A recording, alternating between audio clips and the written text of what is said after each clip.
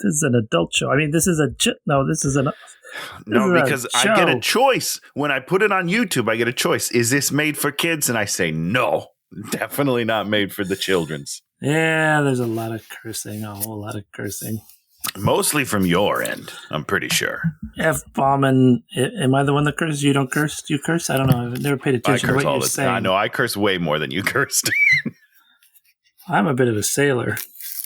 Oh, yeah? You're a sailor? Dan the sailing man? Yo, motherfucker. Fuck off, motherfucker. Hey, watch him with Dan and Tony. Hey, watch him with Dan and Tony. It's like watching, yeah.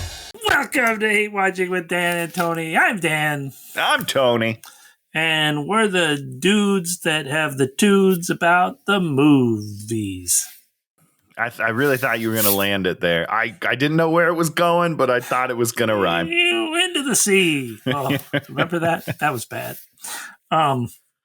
So yes, each week one of us picks a movie, then we watch the movie, then we talk about the movie. And this week it was Tony's post-Halloween time choice of movies, and it was my election time. Yes. Yeah, we were in a political atmosphere, and I was like, let's do Head of State. Head of State, Chris Rock, 2003, so political. An hour and 35 minutes. I thought I'd seen this movie. I had not seen this movie. Okay. I had seen this movie because there were parts where I was like, I know what's going to happen. Yeah, I was like, I have seen this movie. And we talked about it because I was like, it's that movie where he has the same name as someone and then gets into the government that way. And then I looked at all of Chris, and then I looked at this movie, and it's like he becomes president, and I was like, "That's not the movie. That's not it. That's not the one." Because he plays a con man in the other movie, and I was like, I looked at all Chris Rock's movie, and I'm like, this is not Chris Rock movie. Is this like one of those weird situations where you imagine an entire movie in your mind? Sure. Yeah. It turns out there was an Eddie Murphy movie called Distinguished Gentleman, where he plays an actual con man who has the same name as a congressman who dies, and then he goes there and runs himself and gets into Congress. Well, that's similar type storyline, a little. Very similar, and as I remember it, much funnier and better than this movie. I did not see. Maybe we should do a back-to-backer with this one. Rotten Tomatoes has that at 13%, Dan. So I'm not sure it is better than this. It's just, it's Eddie Murphy playing a con man, and it's like, for sure, it's going to be entertaining. Warm spot in my heart.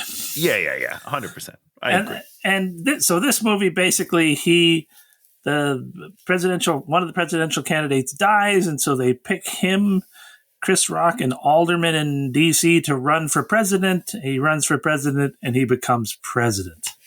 Well, yeah, but the gag is they're picking someone that's going to lose, they think, so that they can set themselves up for the next election where this, old white guy's going to run. Yes. Now, what's an alderman? What an alderman! I was going to Google it, but I didn't. It's not like a city.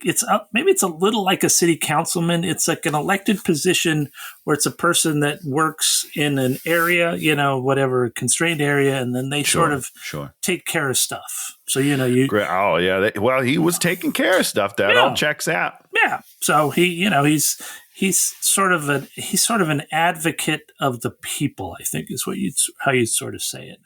Okay, sure. An advocate of the people within government. And, probably has some small amount of powers, but, probably has to go through a city. Yeah, it doesn't have a lot of real powers, but, is there to lobby and, try and fight for his constituency. For stuff and things. Yeah. Okay, great. Yeah. So you liked this movie. I mean, I'm okay. When I say I enjoyed the movie, I don't think it's a good movie, but I laughed. I laughed a bunch. And good.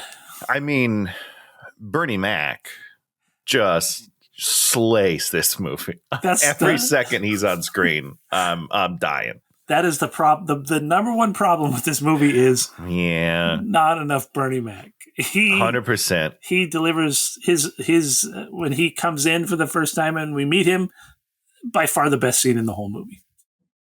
The train station when he's just walking down, slapping people at I die. I've watched it 3 times.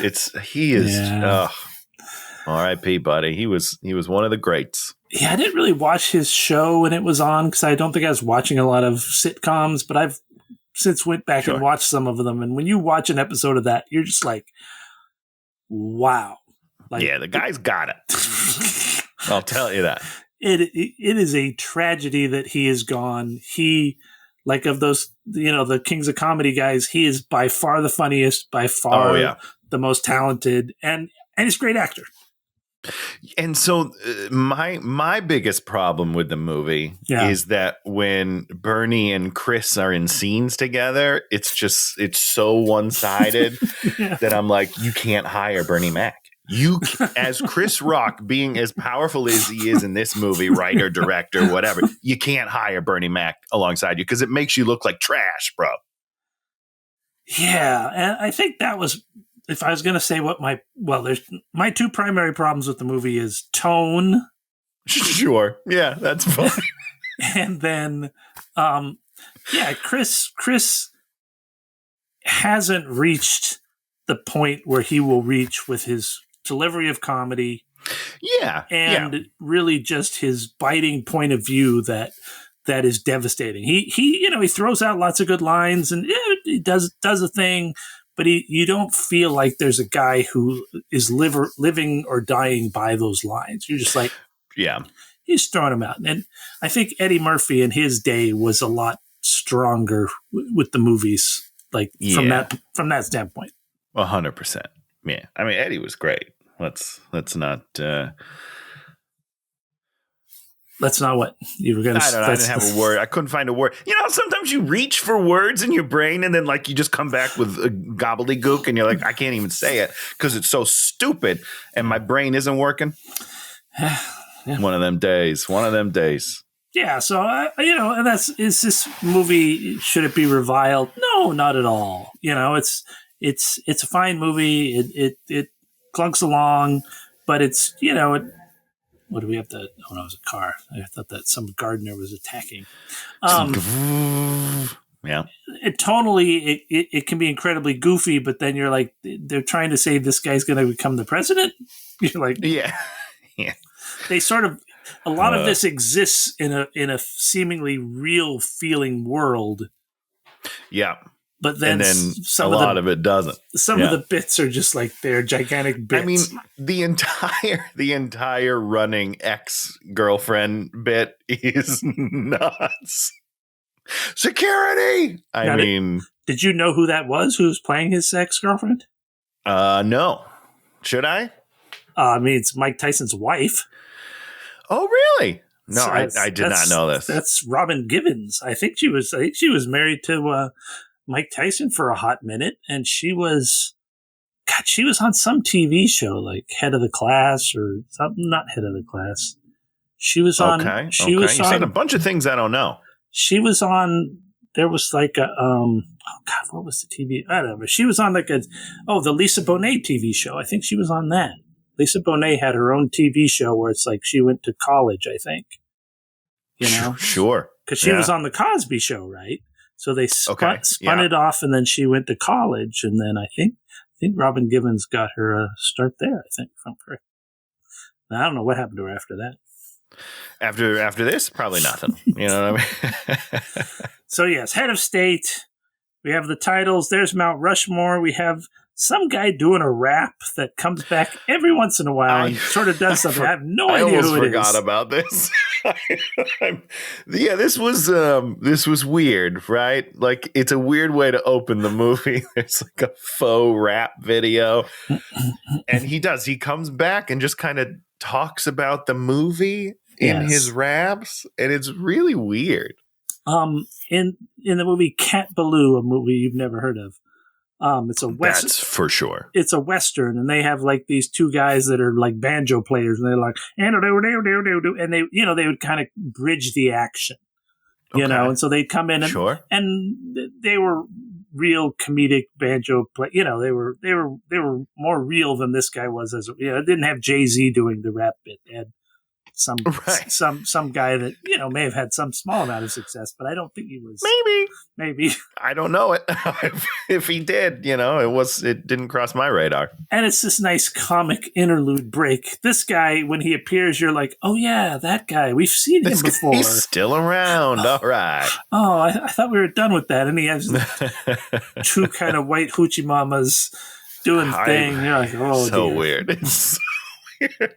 And that's your opening. That's a. And then they sort of do the credit roll, and then the credit roll is like all the politicians of the day. It's like Bob Dole and Hillary Clinton and Rudy Giuliani, and you're like, all these people are going to be in the movie? Right. And then none of them were in the movie. They're not at all. So I don't totally understand what happens. But it's great. It's a great way to set up this movie that is just completely nonsensical. I don't know. The rap song, people aren't in the movie. I don't know what's going on for the first 6 minutes of this film. Yes. And you're because you sit there going like, all these people are going to be in this, and then none of them are in this. You think about later. You don't get any laughs out of that. It's like in the moment. Yeah, you've set up a joke and then you're unable to pay it off because nothing ever happens to sort of pay that off. Except the movie. Fun choice. Except the movie ending. Oh, the movie ends and you're like, oh, that was all okay. A joke. None of those people are in this movie. Okay, thank you.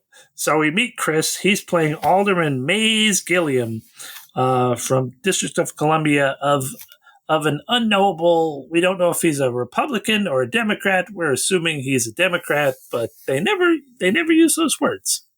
They never use the words, but they do use blue and red when they're doing announcing the states that they've won at the end. Oh, okay. It's interesting because at the end they're in front of they're in like Congress doing the debate, which was very weird, and half the people were his, half the people were his. They'd stand up each. Yeah, it was funny.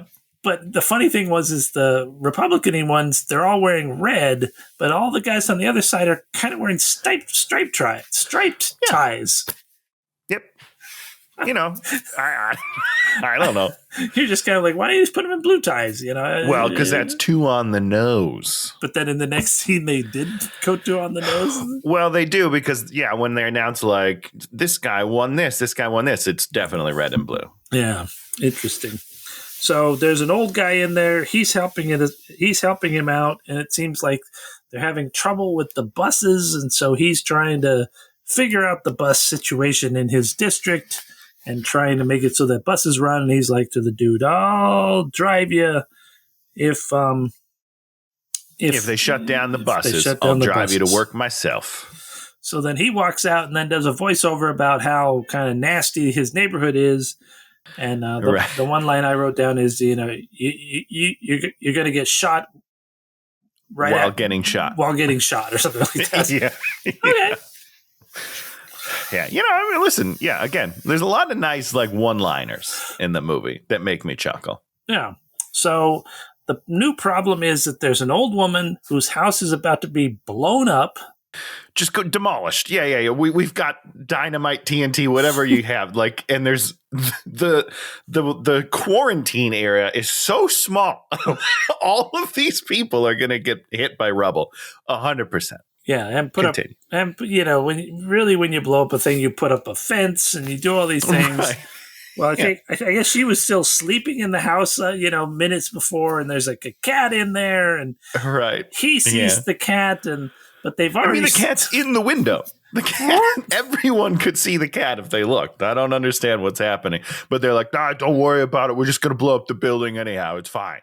And of course, their countdown machine, which gives him like 1 minute and 1 second, like said, it's like, oh, it doesn't work no more. Well, he starts it. That's what's weird is he starts it and she's within 5 feet of the building.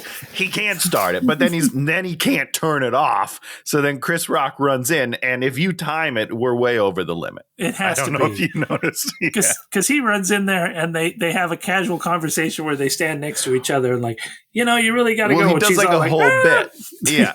He does an entire bit within the 45 seconds that he would have had, but it's fine. And he gets out just in time. and he's a hero, I guess. He's I don't know. sort of a hero. Oh, yeah. What's interesting is like when he's trying to convince them to not blow it up, all he keeps saying is, "Let the woman get her cat.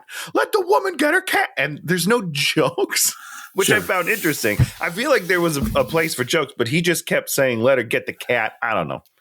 Now, do you think that he sat down and wrote this script, or I do not. Do you think that this script existed and then they were like, "What about this one?" And then he's like, "Okay, I'll take this and I'll rework it so that it's fully me." I think he came up with the idea. Oh, okay. Okay. I saw an interview with him where he said he came up with the idea, and it's loosely based on a movie from earlier, like an 80s or 70s or something movie where the same situation happens, but it's not a black person, obviously. But basically, like, someone gets nominated because they're going to lose, and that'll propel them in the next. So like that Sure. part of the storyline is something he saw, and he was like, "Oh, what would be interesting is if it was me." And anyhow, Well, so it was his idea. I just don't know. The thing I read was that it was, I don't remember who it was running, and they picked Geraldine Ferraro, a woman, to be their vice president because they were so far down. They were Sure, like, well, maybe this will make the difference. Which, that's yeah, I don't know. It's a fine comedy premise. Sure. Yeah. Also, like, I do feel like it could have made more of a point, had a slightly more pointed attitude, because I don't feel like we're really making a statement with the movie much. No, there's no statement in the movie, which is other than how politics works. Sure, or doesn't. Yeah, doesn't work. Yeah, but I just I feel like there's more you could do. But also, it's a comedy, so it is comedy, and that's, I think, when I was talking about the Eddie Murphy movie, I think that's why the Eddie Murphy movie worked a lot better. It's because he gets in as a congressman and they give him the shittiest office. And, you understand it more. The stakes are just so incredibly high that the idea that this guy could win is just like. It's wild. And also not to talk too much about it. But he wouldn't at that time, right? No. I mean, although Barack Obama was 5 years later, so not a crazy amount of time. No, it's great, and it's amazing the timeline of that, right? Yeah. This comes out 3 or 4 years before we elect Obama, which crazy. Yeah, it's amazing.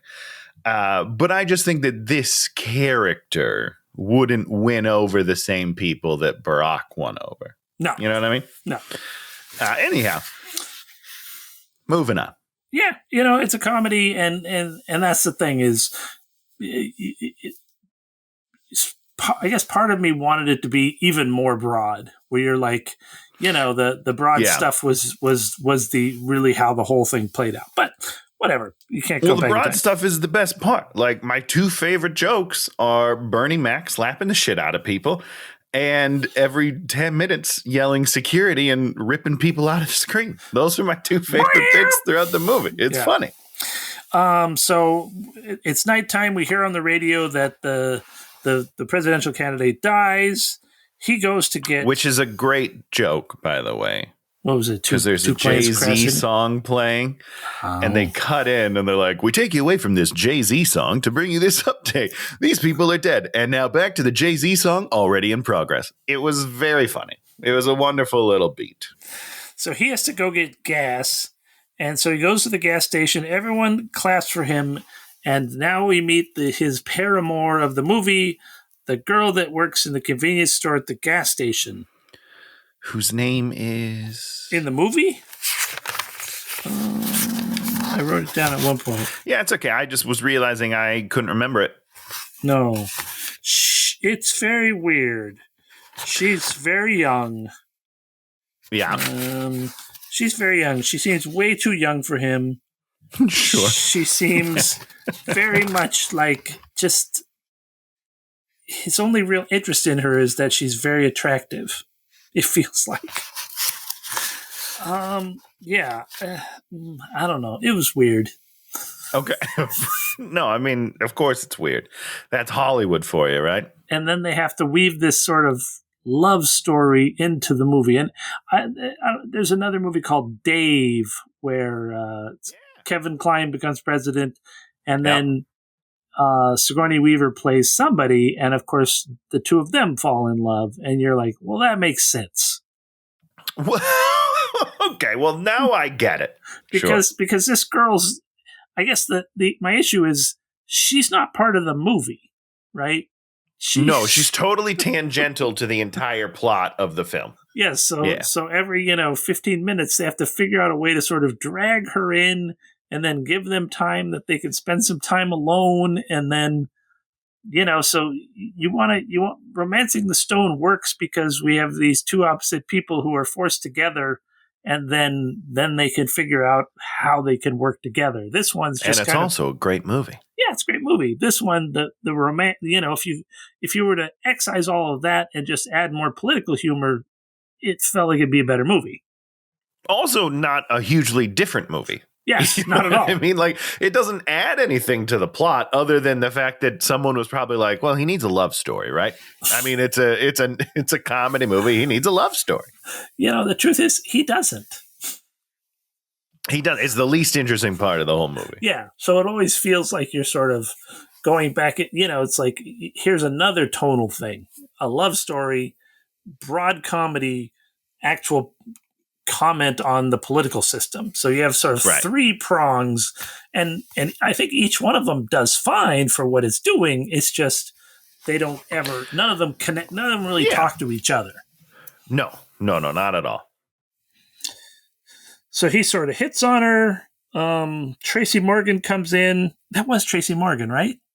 Yeah, young mustachioed Tracy Morgan. Yeah, trying to sell used meat. And they do a couple of good used meat jokes. Yeah, pretty good. And then he comes back at the end too and does a thing. And I didn't. He's watching the debate with the love interest and one of their friends or something like that. I think in another scene at the end where he's another one selling the meat again. Okay. Well, you got to bring back good gags, right? Yeah. So he gets home, and there's Robin Givens. She is his girlfriend, and she is leaving him. And her acting is so over the top, it makes the rest of the movie look grounded. And it's so weird, right? Because she's in a different movie. Even a different movie than the broad comedy. Right. Yeah. She's even above and beyond the security bit somehow. Yes. She's so wild in this movie. And whose fault is that? Like, because Chris is directing. So is he too afraid to direct her? Yes. And be like, hey, this is not right. You are on another planet right now. And I need you in this zone here. I don't know. But it's very strange how out of place she feels. And more importantly, she plays this first scene even harder than every other scene in the movie. She starts off at the 11, and maybe some of the other ones she's at an 8, and you're like, well, yeah. But you're still tensed up from like your first appearance of this character. You're like, yes. Oh, ha ha ha ha. It's wild. It's wild. And her laugh in this first scene is almost scary. It's very like witchy. So she's tired of being a secretary, be a grown man, and then he thinks about hitting her, and he goes, and she stops right. Nothing like a good violence on women joke, Oof. Oofta. Yeah, it's like, but he doesn't. So there you go. Yeah, he doesn't. So good. Yeah, good on it's him. A weird scene. It's a super weird scene. Again, something that doesn't need to be in the movie at all. So then we meet the dude, Bill Arnott, who is the guy who wants to run for president the next time. So he wants to get somebody in there who sucks, but, is a placeholder. And then he has his flunkies, Deborah, and then other dude who's not Ed Helms.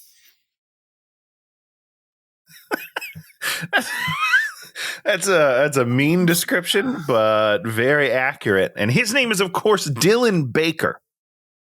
in real life. His real life name is Dylan Baker? Yeah, his real life is Dylan Baker. I have his IMDb pulled up because I was like, I've seen this guy all over the place, and I just don't know like who he is. But yeah, he's everywhere. He does a lot of character work. Yeah, this guy's been in a million things. So they're good for him. They're all like, they don't know. So boom, then we cut back to Chris. He lost his car for some reason. Did he lose the car? Did he run out of gas? His car gets stolen while he's fighting with the ex. They're like fighting. Car alarm happens. He's like, "That's my car."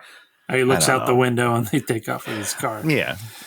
So he's on a bike. He goes to his office, his alderman office. He's been thrown out of the alderman office. He leaves the bike laying in the road. Who? I'm a little confused on this part. Who evicted him? And why? Oh, because he's not paying the rent. So this isn't like a government office. The alderman probably keeps an office. It's like a campaign headquarters kind of thing. You got to pay for your campaign headquarters. So yeah, he doesn't get that. I did not even know that. Yeah. Yeah. I mean, every time somebody runs for president, they set up all the campaign headquarters, and usually that makes a difference. But in some elections, you just don't really have to do any of those things, and people all just show up to vote for the world's most horrible person. So there you go. Not to talk politics or anything. Not to talk politics or anything. Oh my God. So he just laid down his bike in the road, and then the bus runs over the bike. Just runs over the bike. That's pretty funny. This poor guy. I mean, it's incredible how it worked out, and I assume this was just improvised. But it drags the whole bike, but somehow leaves one of the tires behind, so he gets to pick up one of the tires and hack with it. I was like, that's really nice. Yeah, really fun little thing. So boom, the people that are picking who's going to be the next person see him on TV and go, he's our guy. Hero alderman for president. It's also going to be the first minority for president. And this movie also has the terrible thing of having like the throwaway lines like come in from off screen by, random characters that we sort of see one time. And then, sure. Yeah.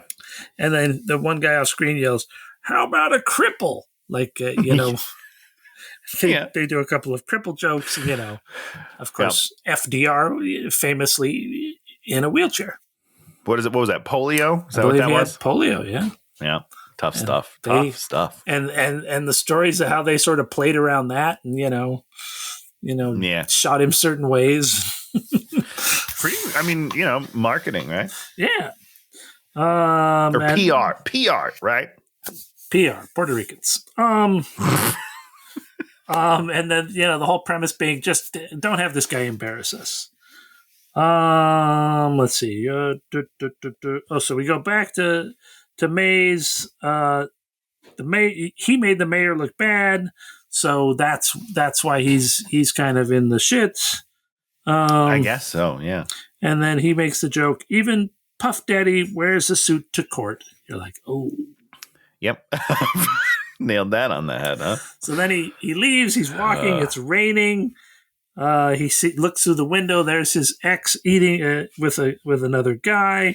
And then here they come to pick him up in the limousine to take him away, to him finding out that he is going to be the next presidential candidate. And there's a series of jokes. President of what? Yeah. President of what? It's the United States. United States of what? Of what? Of America. It was good. Which America? Yeah. Which America? And he immediately has a flash, and it's him getting shot. Getting assassinated. Oh, no. And we hit that a couple times. Yeah. And boom, now he's the guy. We do the Newsweek magazine, Ebony magazine. There were 3 magazines.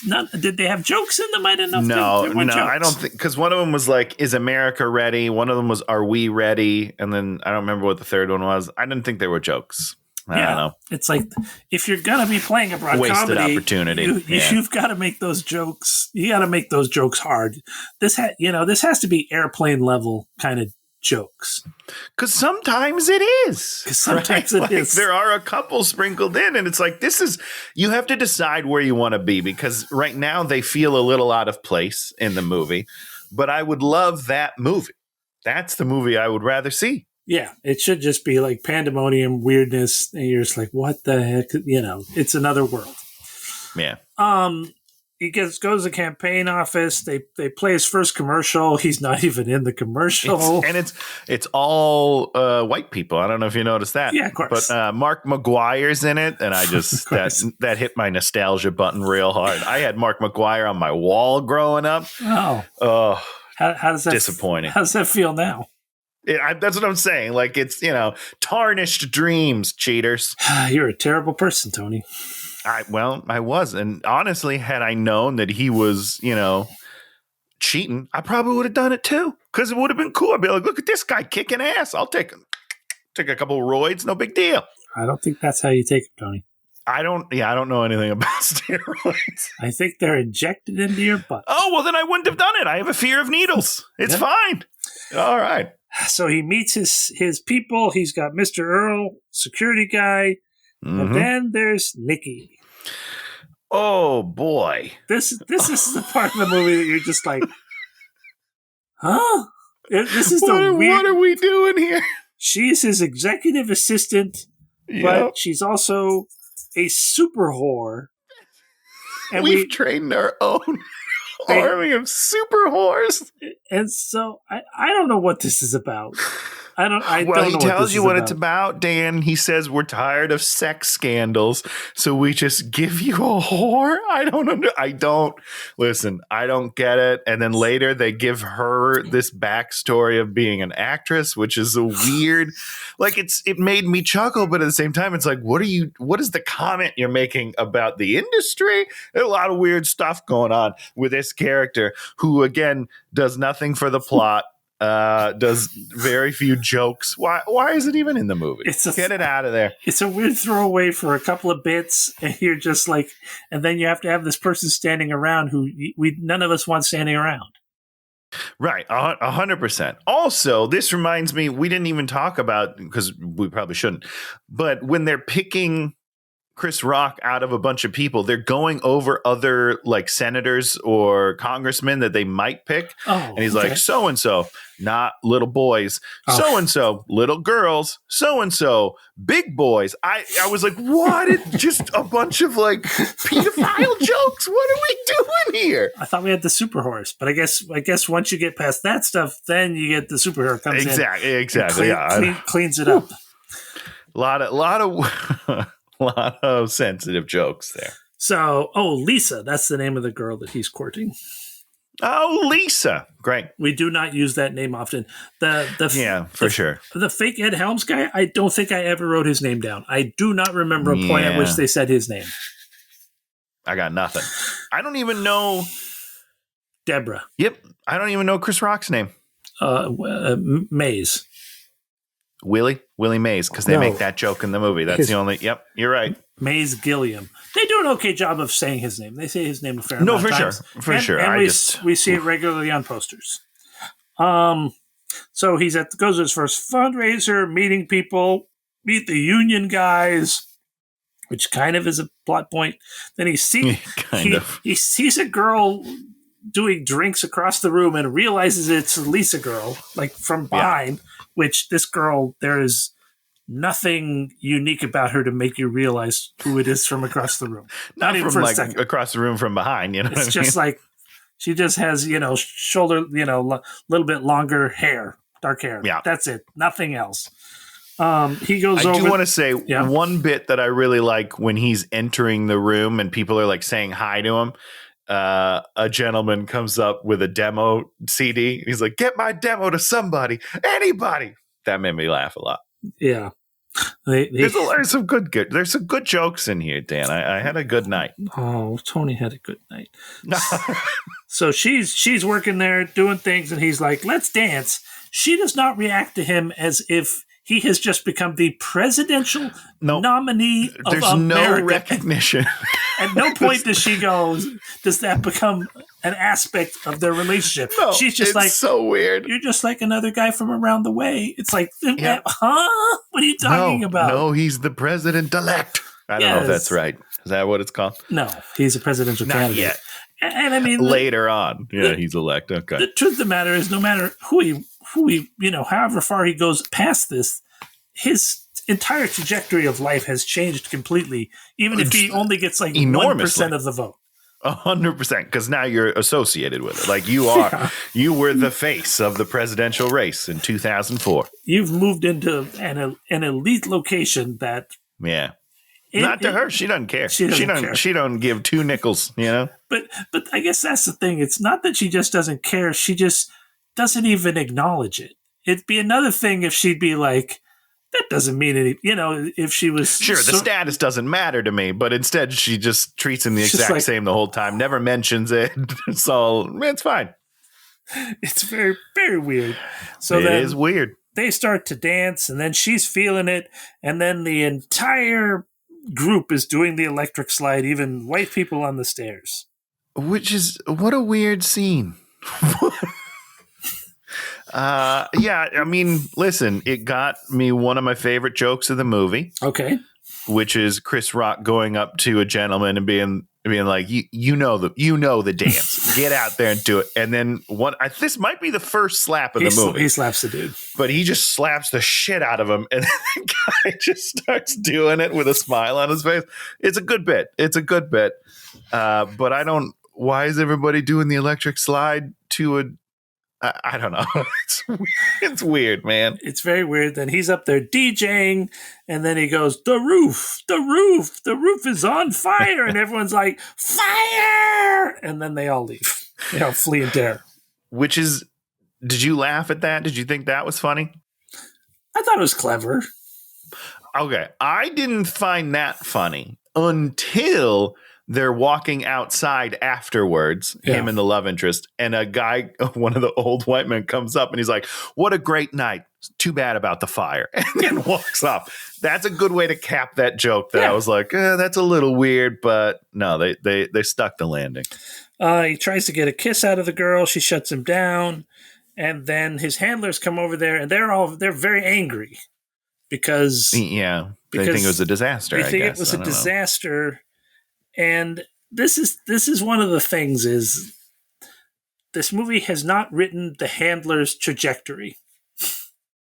For sure. Because one scene they'll be like, we're not happy with what's happening, and the next scene they're like, do have this. We're having a great time. Yeah. And you need to build in that trajectory because that's the only trajectory you really have in this movie is how he has to go on his, which is figuring out he has to speak his mind, and then they have to realize that his is the right way to do it and go back to him and apologize. We also have the layer of them being double agents, which we don't really let them do. No. Like when they're with Chris Rock, they seem to just be with Chris Rock. There's no underpinning of, well, we also need him to lose, but we need him to do good enough that we're not embarrassed. Like they should have a lot to do. Well, and they don't. If you'd have spent less time on the girlfriend and spent more time on what's actually happening. Sure. And if the whole thing had been about him falling in love with the Deborah character, I was like, well, that's of course what the plot is. Well, it's not, Dan. Surprise. Not at all. Gotcha. So it's like, okay. So, yeah. And then the Robin Givens' ex shows up, and then this is the point where we start the running gag where she shows up and is like, oh, we're getting married, blah, blah, blah, blah, blah, blah. And then he just yells security, and a hand comes in, wraps her mouth, and yanks her off like the old hook. The old hook. Ay. So it's nine weeks ago. He's down. It's 91-9. He goes to the milk people and says milk is great. He goes to the church people, says church is great. He goes to Dallas. And he does the deep in the heart of Texas. They just go crazy. Which I guess he stole from the Pee Wee Herman movie. Oh, really? Yeah, I said it. They said that at some point. Oh, really? That's funny. Can you imagine this campaign with social media? If he just went and said the exact same thing to every group and you could see it on social media, it would never work. Times are way easier. Yeah, everything worked back then.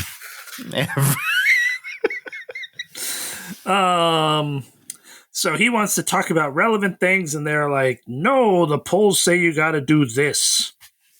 So he goes to Chicago where his brother is, and boom, in comes Bernie Mac, which this was got Bernie Mac. This was my first real laugh of the movie. He punches him in the back. Who punches first? One of them punches first. Bernie Mac does. Oh, no. Chris Rock does because he hides behind the door as Bernie enters and just sucker punches him. It's great.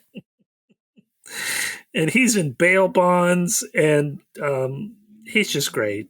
He's, and he gives him, this little speech. It's just like, you got to go out there and speak your mind. And, I got the feels. I'm like, this is such a good scene. Because he's good. He's just, he elevates this movie to a place that it really doesn't deserve to be in my mind. Yeah. I still like the movie. Let me be clear. Sure. But when he's on screen, it's like, oh shit, look at this guy. He's a movie star. And he has a great line at the end of this when the two helper people think that he's joking that he's in bail bonds. And he's like, no, I'm in bail bonds. Thank God for crime. It's it's a wonderful line, especially when we then make him the VP candidate later. Yeah. It's just like, they need to hit more that he loves crime. Like, we should really be hitting that harder. Yeah. You could have people showing up that he's, still doing that job. There's all sorts of jokes you could write. But whatever. So he goes out there and, got to give his speech. And he does the whole, I'm not going to give the speech. I'm going to talk about having 2 jobs. That ain't right. And, does the whole sort of inspiring speech. Yeah. Which was good. It's great. Yeah. It's really nice. And then he gets off and Deborah's like, this is not your campaign. And then it becomes his campaign. And he starts wearing, very urban whatever he wants. Urban clothing. It's pretty funny because they start with the most extreme urban clothing and then it just gets tamer and tamer and tamer. Until it's quite normal. He's like, they take down the Reagan poster and put up an Allen Iverson poster. They get rid of the white security guard. AI. And then he gets a kind of a whatchamacallit, a Nation of Islam kind of guy. He goes and talks about gay rights. He goes to the players' ball. Right. Yeah. Yes. And where are we at now? He gets off a plane to a drumline. Drumline? Like Nick Cannon? I don't remember that. Yeah. Remember that movie? I love that movie. It's a great movie. That movie is a great movie. First of all, music in that movie, unbelievable. Unreal. Unbelievable. Yeah. So unbelievable. Good. And, it's a really classic movie. He starts out, thinking he's the greatest thing. He gets beat down, and then they come back and do the whole Stripes thing where they put on the great performance at the end, and it works great. Oh, yeah. There's not a lot of movies that can pull off that final great performance, right? Napoleon, for sure. Napoleon Dynamite, Stripes. You didn't like Napoleon Dynamite? You didn't like his dance? I am not a Napoleon Dynamite fan. God, you're such a loser. This is not my shared experience. Give me a gosh darn quesadilla. Stupid movie. So we meet the other guy that he's against. It's sort of a Southern guy named Brian Lewis. Mazes up 15 points. And so... This is this is a really funny scene because he doesn't know who Maze is. Yeah. Who is this? He hadn't even figured it out. I'm running against him. He doesn't even remember that the guys are dead. It's good. It's really funny. They died in a plane crash. It was all over the news. Not my news. I mean, it's good. It's a really nice scene. And so then he starts making ads where it's just like, the White House blowing up. Listen, I get that we're just doing it for comedic effect, but that's dumb. Well, that's really dumb.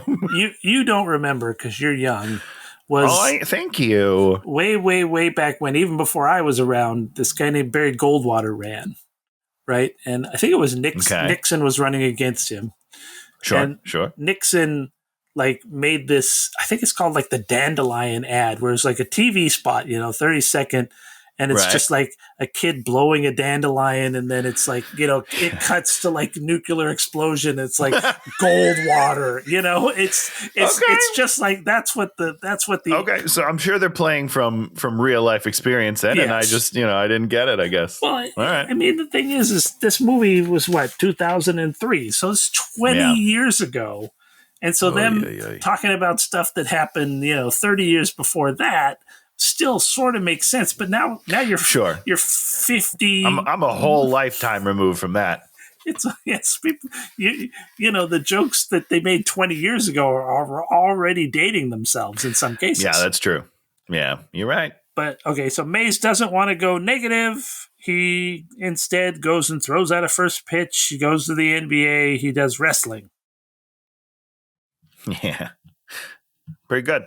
They make another ad about him. This is the one I like, where it says that he is for cancer. He didn't go to like some cancer fundraiser, and he's like, Mays is for cancer. For cancer. I was like, okay. And it works. Everyone's mad at him, which is really funny. And so then he comes up with the idea of he needs to do the Bugs Bunny defense, which is to kiss Lewis. Yeah. Right. I didn't get it, Now, did he already pick his brother to be the... No, because he doesn't do that till after he breaks up with the two helper people. Oh, okay. So he... Yeah. So the Bugs Bunny defense is then he makes an Osama bin Laden ad where Osama bin Laden is like, I'm Osama bin Laden and I'm going to vote for... I love this guy. I love Brian Lewis. You're like... Yeah. That's what? That's going negative. That's not the Bugs Bunny defense. No, that's about as negative as you can get, really. So the guy he's against is Sharon Stone's cousin, and so after he runs the Osama bin Laden ad, I like that bit as well. The dude loses Sharon Stone. Sharon Stone unendorses him. So you're all like, "Oh, things are happening."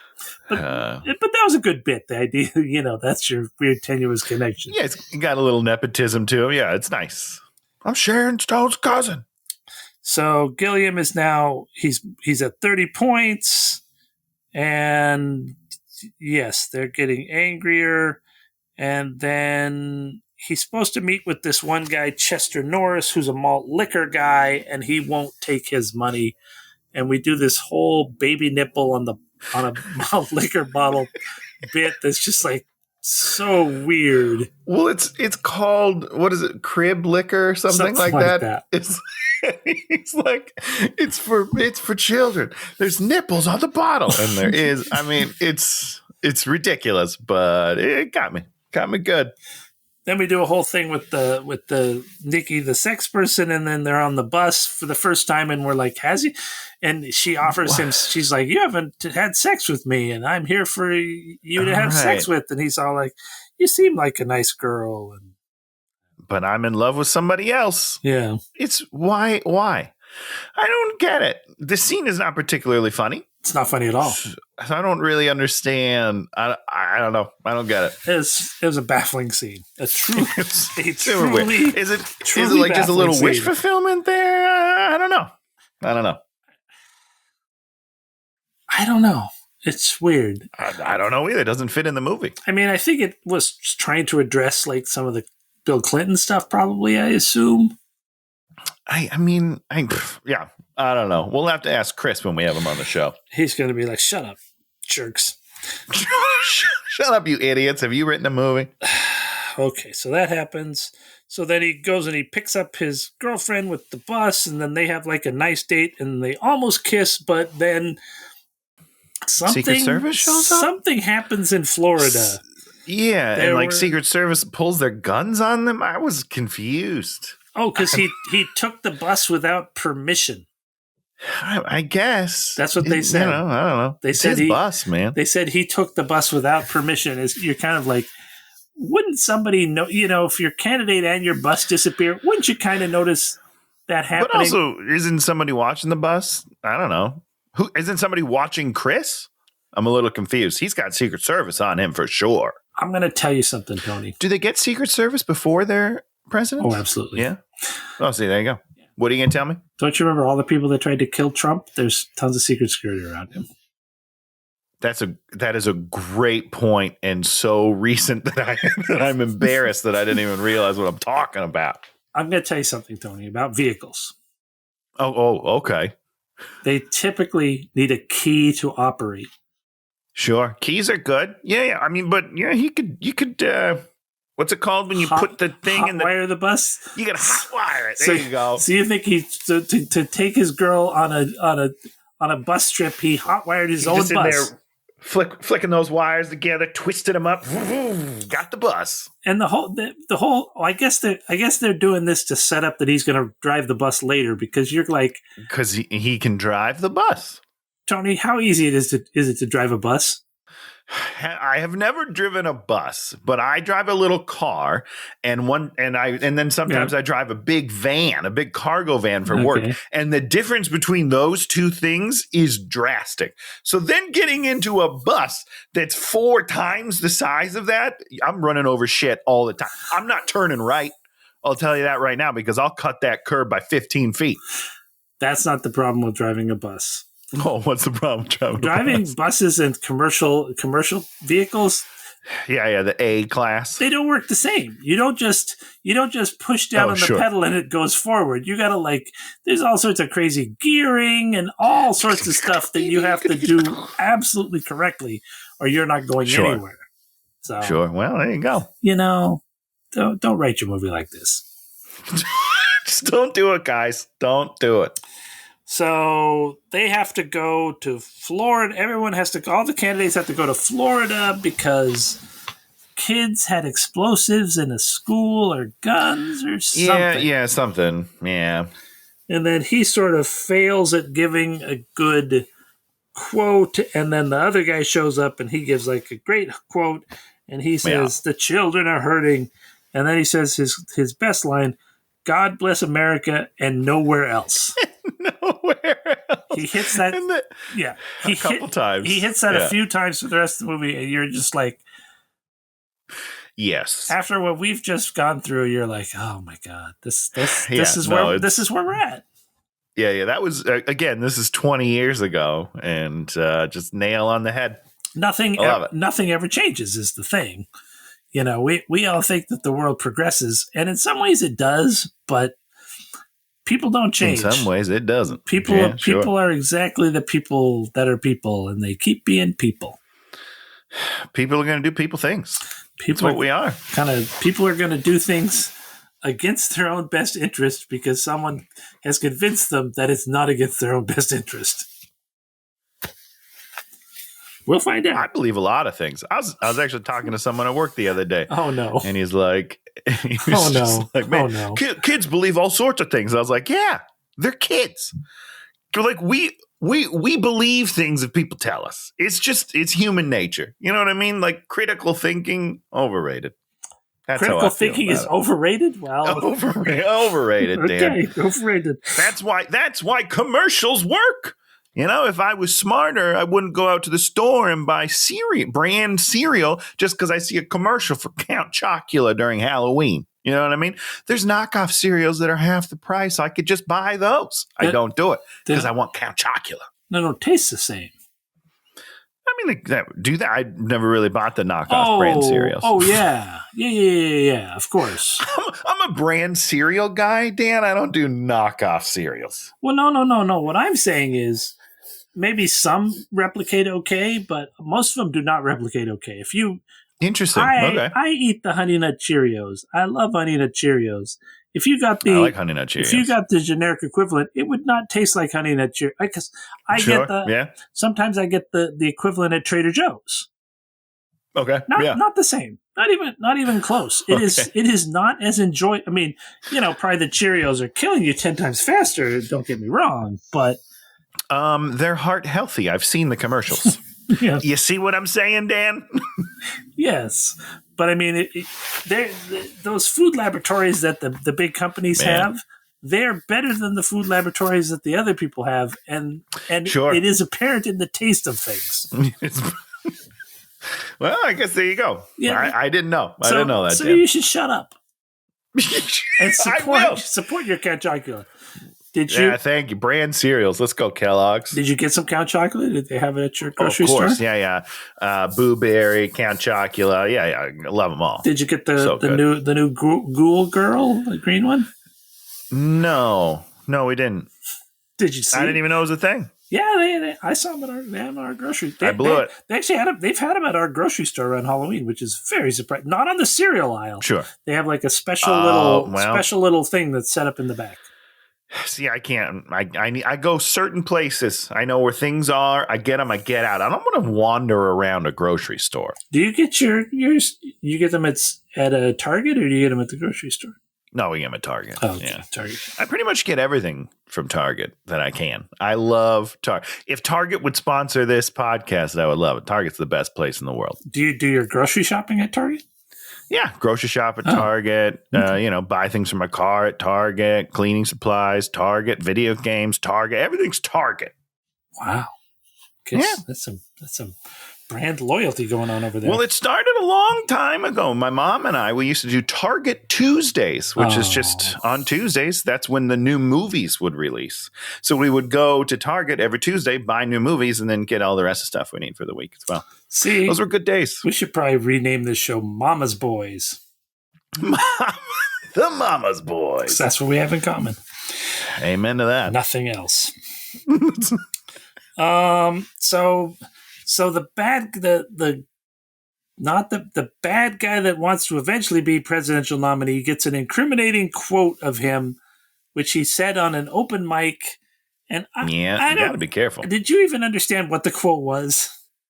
Something to the effect of, they're living in dangerous times. If I was a kid, I'd probably have a gun too, or something like that, or explosives too. He was gun, not explosives. I don't think. Yeah, I think so. Yeah. So whoops. So they've got this. They immediately start using that. They also say he's also friends with a drug lord because at the beginning of the movie, he said hello to a drug dealer. You can't say hello to people. Let that be a lesson to all of us. So then they start doing negative press. So his campaign starts doing negative press about the other guy, I think. Seems like that's correct, yeah. And then on the bus, Deborah tells him the truth that you were only picked because you're supposed to lose. Then she calls him the N-word. And it gets very uncomfortable, and then he throws her off the bus, and then they drive for a block or two, and then the Ed Helms character gets off the bus too. I love that you just called Ed Helms character. What's weird is that then they cut to the next scene, like there's a next scene basically, and the woman that he kicks off the bus is already back in some sort of a house thing watching the television. Yeah. And then they cut to the Ed Helms guy and he's still like trying to hitchhike across the country. And I was like, what's happening? She is the person he should not have fired because she's the effective one. That's right. Yeah. He calls the girlfriend and pours out his problems, and she's all like, let me tell you the horse race analogy. And I'm like, wow, this movie's second analogy time. And pretty good. Horses, they put blinders on the horses so the horses can run their race. So I didn't know that was true. I don't know. Yeah. Well, you put blinders on a horse so they're not distracted by what goes on, and they're not, Sure. Because that's the thing with horses is you have different kinds of horses, I think. I watched a thing a little bit about horse racing one time, and there's some horses that, you kind of want them to be a little bit back. And then at a certain point, they're like, okay, now I'm making, because you don't run all horses with blinders. I think just some horses you run with blinders, I think. Oh, interesting. Okay. Yeah. Because some horses, they need to be challenged, or some horses just need to be in the horse zone.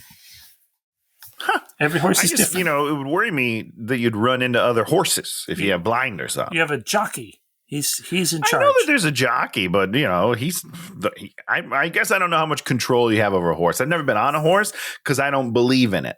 You don't. I mean, they're real, Tony. They're horses. They're real. No, I believe in horses. I don't believe in me riding a horse because why would I put an animal through such cruelty? I'm a big guy. That horse would be pissed the whole time. He's like, what is on top of me right now? Get him off. Oh, Tony. It's a relationship, the cowboy and his horse. It's a beautiful thing. And that's why I'm trying to be nice to my horse and not, saddle him down. So Ed Helms, he goes back and says, I'm sorry and I want to help. Yeah. And then he was like, who are you going to get to run? Because it has to be someone you trust. And then the movie finally begins. We're running out of time. And so he picks his brother, Bernie Mac, to be his running mate. Bernie Mac shows up at the train station and slaps special interest people. Just a ton of people on the way out, just walking down the train tracks, slapping people. And it's great. Bernie Mac goes on offense, and then they are going to try to get the debate because the debate's their way to win. They start pursuing Lewis, showing up everywhere. Then they tell this joke that is your mama's got such a big butt that when she sits down, she's 2 feet taller. I think it's the joke. And then they show Lewis's mom, and she has this. And she's a huge ass. It's so weird. It made me laugh. I'll tell you that right now.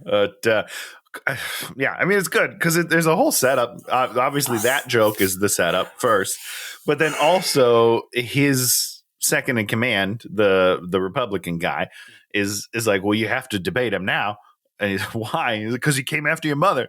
Who cares? And then the mom comes in and slaps him, and it's a tight 2 minutes. I'll tell you that. It's very crazy. So there's going to be one debate. It's going to be the night before the election.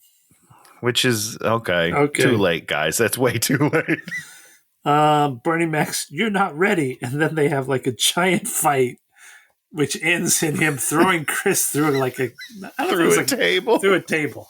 And Chris is just lying there like he's seriously injured. It was very funny. Yeah, it's great. I'm telling you, it's when Bernie Mac is on the screen, it's a totally different movie, and it's great. And then for some reason, right at the end of that fight, he's like, "I'm going to tell Mom," and I was just like, "You better not tell." I was like, "If you're going to say that, you have to like do it. You have to bring in the mom, and it has to follow be like through. Yeah, it has to be follow through. Bernie Mac dressed up as a woman. Or there has to be something completely absurd with that." They don't. They cut away. So then he calls Deborah to apologize to her. Yeah. Why? Weird. I have no idea. Nope. That should be the other way around right there, my friend. She said very vicious, very hard words, was completely betrayed, and the only thing he did was throw her off the bus. Throw her in the middle of nowhere. Literally the only thing he did was throw her off the bus. It's weird. They had cell phones back then, and she got back to her apartment very easily. Fine. She was totally fine. Yeah. So we've got the team back, and the Nation of Islam security guard is gone, and the weird bald white guy is back. I'm like, yeah, I don't understand. Why do we need that guy back? I didn't get it either. I don't know. The team is back. They talk about guns. The ex shows up, I think, and they get rid of her. And then we do the debate. Yeah. What we skipped over real quickly that I just want to bring back. My favorite joke of the whole movie was Bernie Mac. Okay. He's on the talk show. He did a couple of talk shows in the midst. Shows, and it's a really great string of scenes. But one of them, he's talking. The talk show host asks him about NATO. Oh yeah. And Bernie Mac starts talking about some guy he knows named NATO Jacobs. Yeah. And it's just a wonderful, like a weird clash. And he's like, "What? Do you know NATO Jacobs? I don't know NATO. You don't know NATO." It's listen, Bernie Mac is great. I miss him. Yeah, it's truly, truly sad. Yeah, so the other dude gives his speech, and then Gilliam gets to go, Mays gets to go, and he talks about Martin Luther King and talent, and I'm real America. I've smoked, I've robbed, I've been broke. Does thing about big titty women. If America was a woman, it'd be a big-titted woman, and everybody loves a big-titted woman. Weird. That was a weird joke. He says everybody's full of shit, I think, or no? Yeah. Full of shit. Well, he says the other guy's full of shit. The other guy's full of shit. Specifically. And he's all, and then the next line is, because what's his name would say, "God bless America, no place else." He said, "How about God bless Haiti?" And you're like, oh. Yeah. And does some more countries, and then everybody claps, and everybody's super happy. He had one joke in there that I really would have liked, which was knock out your kids. You remember that part? Yeah. I don't remember how it comes up, but he's like, how are you supposed to teach these kids? He's like, my dad used to knock me out. Knock out your kids. It helps. Funny. It's funny. Wouldn't play very well today, I assume. No, I don't think you'd want to phrase it that way nowadays. But funny. It's the next day. He's sleeping in. The girlfriend calls him to wake him up. And she says, I'm so proud of you, what you did last night. Mr. President. Mr. President. And that's how you know he won. No, he hasn't won yet. This is the election day. No, that's not yet. Oh, I thought he already won. This is election day. The debate was the night before election day. Why'd you call him Mr. Day. President then? I don't know. Because she's proud of him. Because she wants him to, because he became presidential in that moment. Okay, I'll buy it. Now she finally is like, gives a shit. Thanks. She finally recognizes that he's running for president now. So he's supposed to go and meet with the Teamsters as if getting their endorsement on the day of the election is going to make that huge difference. It's going to help. But instead, he goes back to his district where that old man at the beginning who was going to need a bus ride is going to get a bus ride. And he bus rides everybody. And then we do the state. And then it's all comes down to California. Now, has California been red in the past? I thought California was pretty, stoutly blue. I mean, California might have voted for Reagan, but not since then. I guess that makes sense. I don't think. Yeah. Bill, the guy who wants to be president the next time, meets with Lewis, and then they're going to work together. And so then they do something to make an entire neighborhood of suburban whites run out of their houses. Which was a funny scene. Was it? Because it's funny because it's like we have to let them know we think a black person's going to get into the White House, and then they cut to hundreds of white people running out of their homes going to vote. Yeah. But it didn't do anything, so I don't understand it. Because he just then wins, right? Yeah, it doesn't get close. As far as I can tell, the race doesn't get closer or anything. There's no recounts. I don't know. He just wins. So what's the point? He just sort of wins. It was very weird. And everybody cheers. I do think he should have lost, but of course he should have lost. For the movie. Yeah. Because winning, you're just like, oh, because that's the thing, he just wins.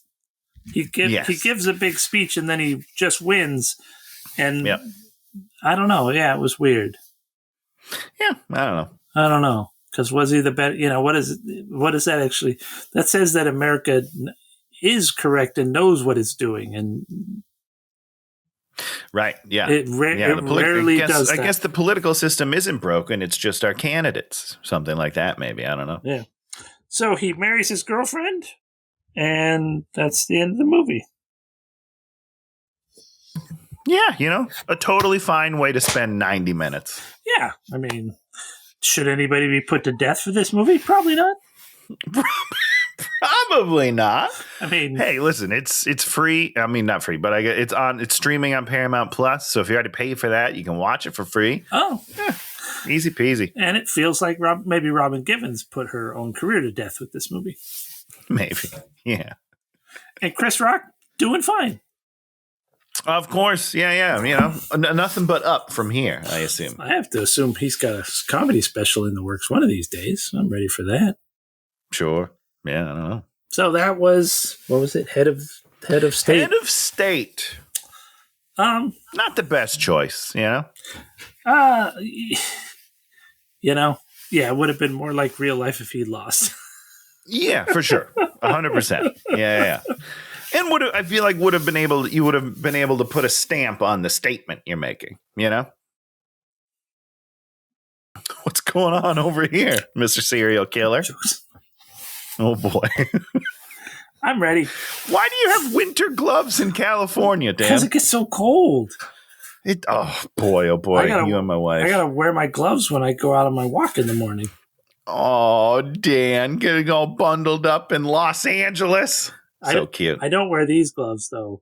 I wear ones that have the tips of the thing, fingerless, so that I can manipulate my phone. Yeah, sure. Yeah, you gotta play your phone games while you walk. No, I listen to my podcasts. Oh God, I have listened to some. Oh God, I was listening to this one. It's like a science fiction adventure, or oh my God.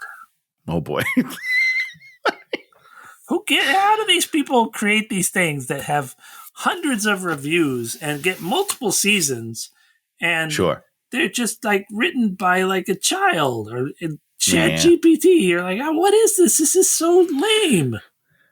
Well, if it's written by ChatGPT, it's quick, not very much work, so that's good.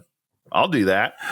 Oh, and then you can have Notebook. What is it? Notebook LLM. You can have that read it, and you got yourself a podcast. It took you 10 minutes. Oh, I'm so angry. I got so angry. Maybe we should have AI write our entire script. Maybe that'd be better then. That would be different.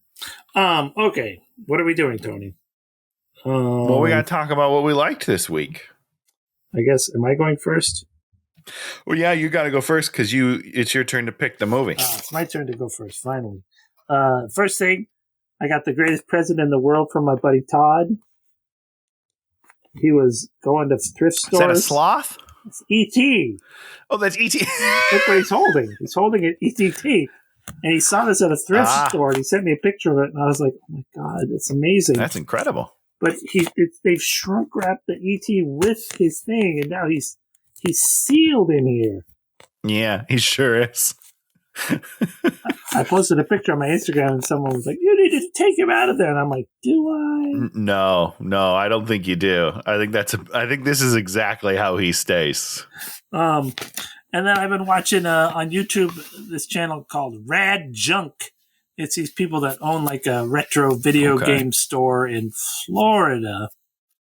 And, she just showed me how to switch the pin connector on an NES. What? All right, I'm in. Yeah, no, I'm in. I'm gonna follow this one. Yeah, it's pretty good. It's entertaining. It is just amazing how much stuff they get in. People just bring. Oh, look at all these pinball machines. Oh, they also they own they own that store. Then they also own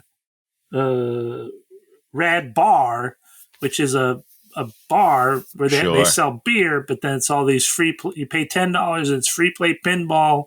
And see, that's what you should open, Tony. You should. That's awesome. That's what you should do. I love that. You should open that out in the valley. Where it's like free pinball and free video games, and then you just sell beer. I love it. You'd be good at that. And then they also have finally something I'd be good at. Yeah, what a treat. Not a lot. And then they also have like a convention called RadCon or something. Okay, nice. Yeah. Good for them. Where they have like a gaming room and tournaments and shit. Yeah. I love it. Pretty interesting. People out there figuring out how to make it happen. That's what you got to do these days. Just got to make it happen. Oh, okay. Tony, what do you got for us? Well, I am catching up on something from the past. Detroiters was finally released on Netflix, so I watched that cover to cover. Me too. I forgot. I'd watched the whole thing. Yeah. It's a treat. I'd seen the part with the pooping car, which is just one of the funniest things that has ever been. Sure. It's such an interesting show because Tim is so generally inept, and then Sam is just pretty much good at everything. Yes, he is. I feel like that's probably like real life as well with those two, so it makes sense. It's just so very funny. He follows me on Instagram, Which one? Tim, wow. Good for you. Yeah, he loves me. He loves you? No, he doesn't love me. Mr. Toast? Does he like Mr. Toast? No, he follows my collectible account. But he likes stuff every once in a while on there. So I'm like, oh, I'm so happy. This is a good day. Yeah, that show's really, it's a really interesting, good classic show.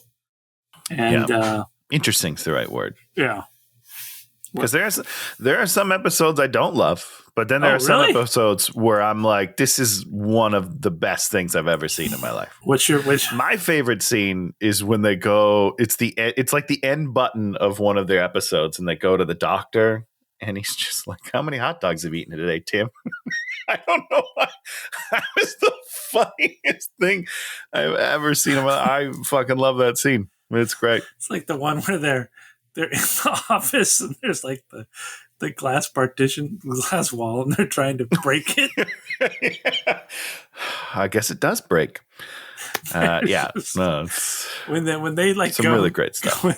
And just I think I love about that show is that he's like in a really stable, normal marriage. Yes. And it's never a problem. He would never cheat on her. They love each other. And it's just like, I mean, he's basically like the only white guy in the whole show, pretty much. Yep. I guess there's the 100%. white secretary woman. the old lady. Yeah. And it's just so nice that that's never like, it's not about anything like that. It's like, that's not what this show is about. Yeah. No, it's fun. If you haven't watched it on Netflix, go check it out. Watch the pooping car one. It's so funny. Of course. You love poop jokes, Dan. So do they. There's so many poop 100%. Jokes. So that was especially, I felt like season one. Season one I felt was really heavy. And I was talking to Naomi because that was our first sign that like, oh, maybe we aren't going to like this. But it gets better. It gets better. No. But they do. They love poop jokes. I don't know. You people. The episode where he goes and he meets the guy that like changed his diapers when he was a kid. Oh my God. That one is so funny. It's so disturbing and weird. Yeah, well, you're right on one of those two descriptors. I'll tell you that. It's so weird. Do you want me to do it now? No. Nope. Those are the ones I like, and also where the dude's wife dies and then Tim has to take care of him. Oh my God. I love those ones where it's not Tim being the problem. It's Tim's the person that has to solve the other person's problem or deal with the other person's insanity. Yeah, that makes sense. Yeah. The old guy at the bar who's trying to be Tim's friend. What's his name? Oh, there's so much good stuff in that show. Yeah, it's a good show. It's good stuff in that show. I would have picked it if I remembered that I'd watched all I'm 20 glad I episodes, reminded you, and I completely forgotten I'd watched the last 20 episodes in the last week. Yeah, that's not great, Dan. Not great for you. It's not good for my brain. Okay, we need a movie for next week. After I say like and subscribe and leave a comment. We're going back. I think this movie's available. It better be available. We'll find it. Well, there was a movie. I found this weird Eric Roberts movie I wanted to do. Doesn't exist. Only way to watch it, VHS. Only way to watch it. I love a good VHS. That's it. VHS. That's it. Do you even have VHS? I have a digitizer. Yeah. Oh wow. So we could do it, Dan. This movie, not VHS. This movie, brand new. The M. Night Shyamalan's new banger, Trap. I'm excited to see this again. Which I guess, you've seen it? Yeah, we saw this in theaters, baby. I guess the premise is that this guy takes his daughter to a concert, and in the concert is a serial killer, and the FBI knows the serial killer is in there, and so they close off the whole stadium to find the serial killer. Is that the premise of the movie? You're very close. You have the main points, but you're missing just a couple of important details. But you're gonna have a good time because it's silly. It's insane, right? I mean, it's you'll just have to see it. Okay. But I will say this: Josh Hartnett is great. Okay, good. Yeah, so doesn't save it, but he's great. Okay, that's what I want to hear. You can't save this movie, but Yeah. It's Well, you'll see it. It's going to be fun. I'm excited. It's scary. It's scary when you do. I'm worried for Shannon. Okay, you should be. I'm not. She would kick your ass, Dan. That's for sure. I'd be like, I'm scared of her. She comes too close and I flinch. She's like, why are you flinching? Please, not again. Why are you flinching? I'm like, you know why I'm flinching. I do the same thing, Dan. Don't worry. Not with Shannon, obviously. But with Naomi. We're battered men.